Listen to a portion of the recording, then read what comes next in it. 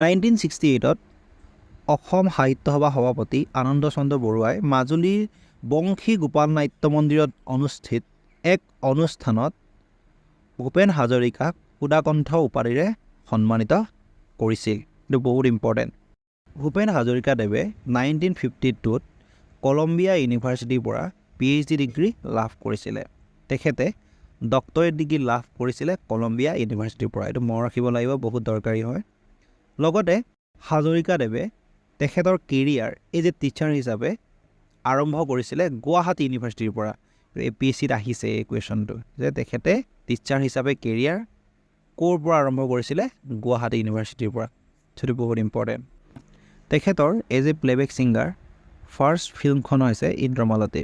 ইন্দ্ৰমালতীৰ বিষয়ে কুৱেশ্যন এনেকৈও আহে যে জ্যোতিপ্ৰসাদ আগৰৱালাদেৱে পৰিচালনা কৰা ছেকেণ্ড ফিল্মখনৰ নাম কি? ইন্দ্ৰমালতী হয়। সেইটো ইম্পৰ্টেণ্ট হয়। তাৰপাছত ভূপেন হাজৰিকাদেৱে পৰিচালনা কৰা প্ৰথমখন চলচ্চিত্ৰ হ'ল এৰাবাটৰ সুৰ। তেখেতে সংগীত নাটক একাডেমীৰো চেয়াৰমেন আছিলে। 1998 ডিচেম্বৰৰ পৰা 2003 ডিচেম্বৰলৈকে তেখেতে সংগীত নাটক একাডেমীৰ চেয়াৰমেন আছিলে। এই চনটো ইম্পৰ্টেণ্ট।